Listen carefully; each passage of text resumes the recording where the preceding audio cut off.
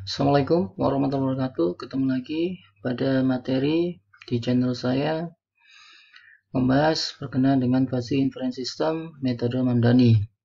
Di video pertama kita sudah jelaskan terkait dengan bagaimana metode Mamdani tersebut kita gunakan atau kita pahami. Nah, sekarang kita langsung masuk ke contoh di sini contoh yang kita sudah berikan. Misalkan ada 3 aturan yang kita buat, di mana aturan pertama, jika biaya produksi rendah dan permintaan naik, kemudian produksi barang bertambah. Kita menggunakan operator N untuk implikasinya. Kemudian aturan kedua, jika biaya produksi standar, maka produksi barang naik. Maka produksi barang normal. Di sini tidak ada operator logika N. Kemudian aturan ketiga, jika biaya produksi tinggi dan permintaan turun, maka produksi barang akan berkurang. Gambaran dari penyelesaian contoh soal tersebut, kita punya 3 buah aturan, yang mana aturan pertama, kita punya himpunan rendah dan himpunan naik. Aturan kedua, kita punya himpunan standar. Aturan ketiga, kita punya himpunan tinggi dan himpunan turun untuk masukannya. Kemudian untuk variabel keluaran, ini adalah produksi barang. Jadi, produksi barang, variabel keluarannya adalah produksi barang, di mana himpunannya adalah bertambah, produksi barang himpunannya adalah normal, produksi barang himpunannya berkurang. Sedangkan ini adalah variabel masukan, yaitu biaya produksi. Jadi variabel masukannya adalah biaya produksi. Sehingga dengan menggunakan operator N, maka kita akan N-kan atau kita ambil nilai minimum dari dua buah nilai derajat kebebasan, dua buah nilai dari derajat keanggotaan dari himpunan ini. Kemudian setelah kita N-kan, kita ambil nilai minimal di sini nantinya. Kemudian untuk aplikasi metode implikasi, setelah kita ambil dua buah derajat kebebasan ini, maka kita ambil nilai minimal. Sama halnya dengan di aturan kedua dan ketiga. Jadi dari dua buah derajat keanggotaan dari dua buah himpunan, maka akan kita ambil dengan fungsi implikasi minimal, maka kita ambil nilai minimalnya.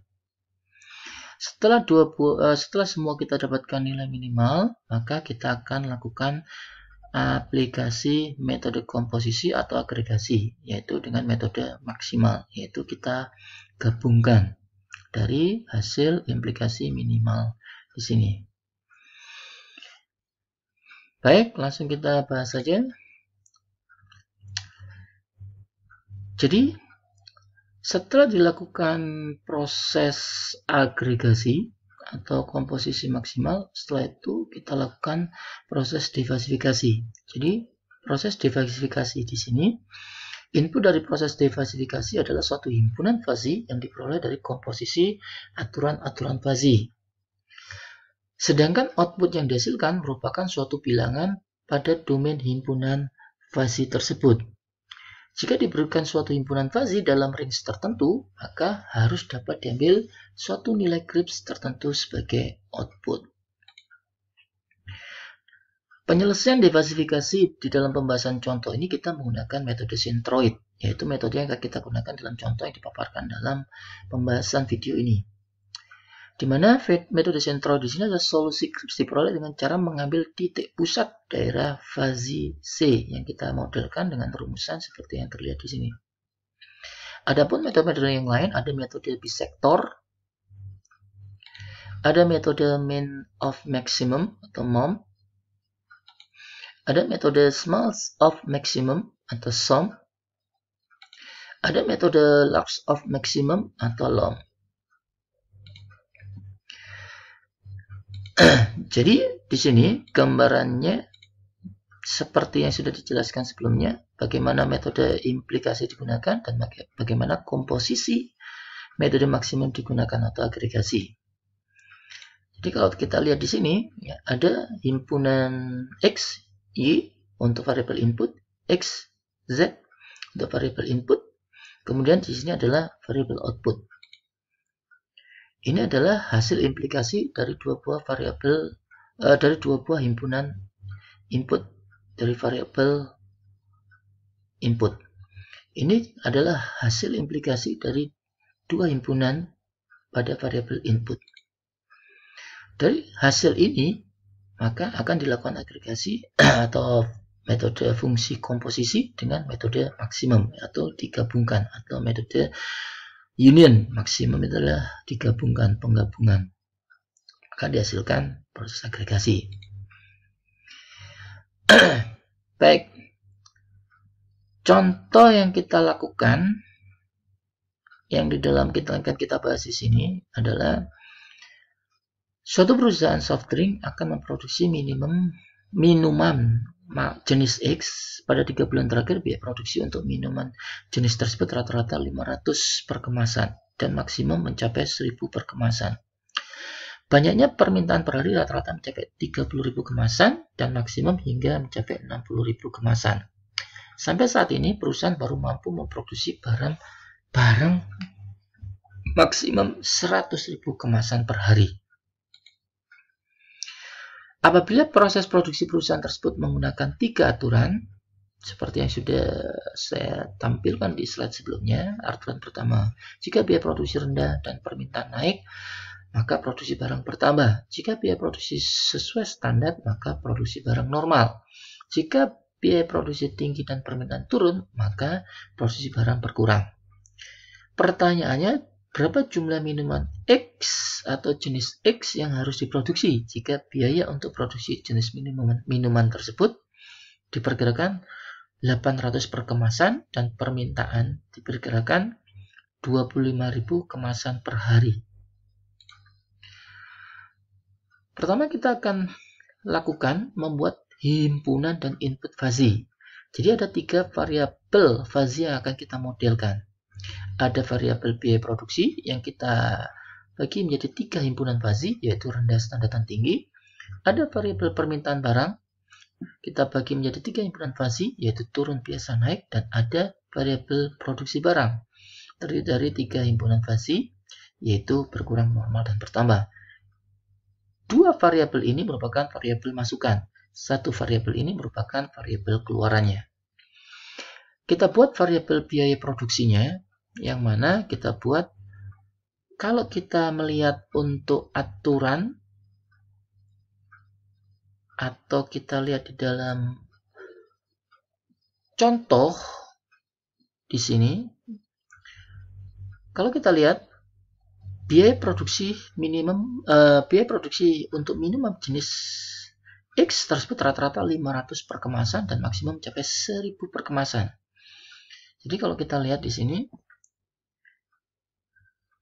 rata-rata 500 sampai 1000. Minimum 500 sampai 1000. Jadi ini adalah kita gunakan untuk fungsi keanggotaannya. Kita memanfaatkan fungsi keanggotaan sigmoid, baik sigmoid penyusutan maupun sigmoid pertumbuhan. Ini kurva Pi, tapi kita menggunakan penyelesaiannya dengan menggunakan fungsi keanggotaan atau membership-nya sigmoid pertumbuhan maupun sigmoid penyusutan. Kemudian kalau kita lihat yang kedua, banyak permintaan per hari rata-rata mencapai 30.000 kemasan dan maksimum hingga mencapai 6.000 kemasan. Jadi kita lihat di sini, ini terkait dengan biaya produksi untuk 800 kemasan. Derajat keanggotaan yang kita ambil dari sigmoid, fungsi sigmoid penyusutan dengan derajat keanggotaannya nilainya 0,32. Kemudian kalau kita lihat pada fungsi sigmoid pertumbuhan, derajat keanggotaannya 0,68. Jadi jika biaya produksi sebesar 800, maka nilai keanggotaan fasi pada tiap-tiap himpunan adalah untuk mu biaya produksi rendah pada 800 itu 0,0. Untuk biaya produksi standar pada nilai 800 itu derajat keanggotanya 0,32. Ini kita peroleh dengan menggunakan rumus hitungan pada membership function sigmoid, baik pertumbuhan maupun penyusutan. Kemudian untuk himpunan fasi tinggi pada nilai 800 itu kita dapatkan 0,68. Jadi kalau kita lihat di sini, ini adalah standar dan ini adalah tinggi.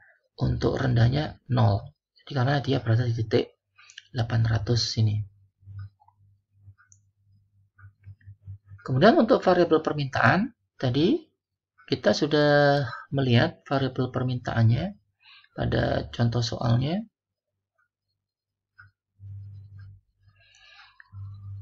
Banyak permintaan per hari rata-rata mencapai 30.000, maksimum hingga mencapai 60.000. Jadi kita melihat di sini untuk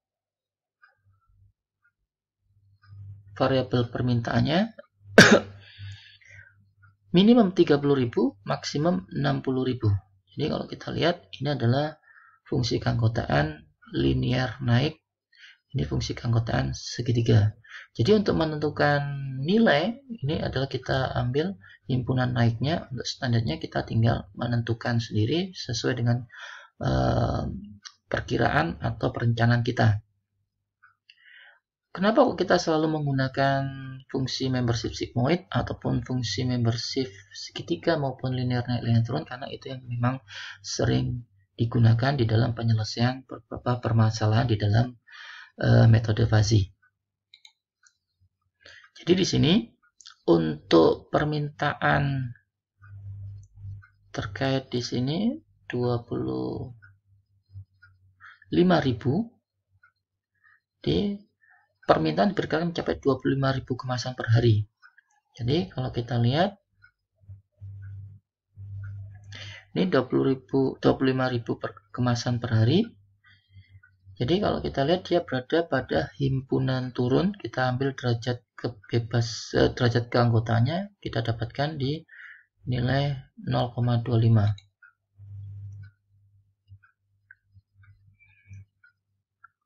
Jadi kalau kita selesaikan, untuk jika permintaan sebanyak 25.000 kemasan per hari, nilai keanggotaan fasi pada tiap-tiap himpunan kita bisa menghitung dengan menggunakan rumusan pada derajat keanggotaan atau membership function linear naik, linear turun ataupun pada fungsi segitiga. Jadi kalau kita lihat pada fungsi turunnya kita dapatkan derajat keanggotaannya 0,25. Untuk derajat keanggotaan pada himpunan biasa kita dapatkan 0, derajat keanggotaan pada naik kita dapatkan 0. Sedangkan untuk variabel produksi barang kita dapatkan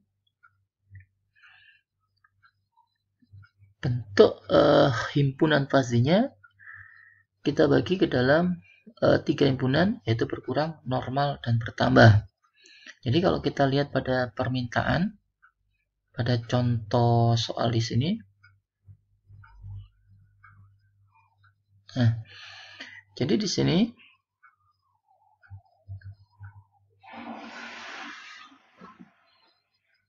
kalau kita lihat di sini, sampai saat ini perusahaan baru mampu memproduksi barang maksimum 100.000 kemasan per hari.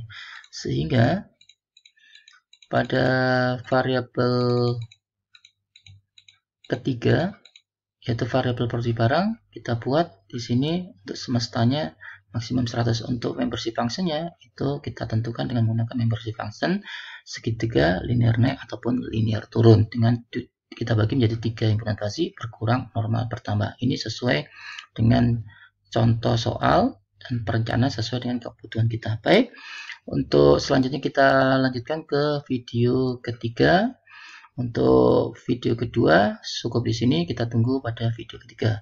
Saya akhiri, wassalamualaikum warahmatullahi wabarakatuh.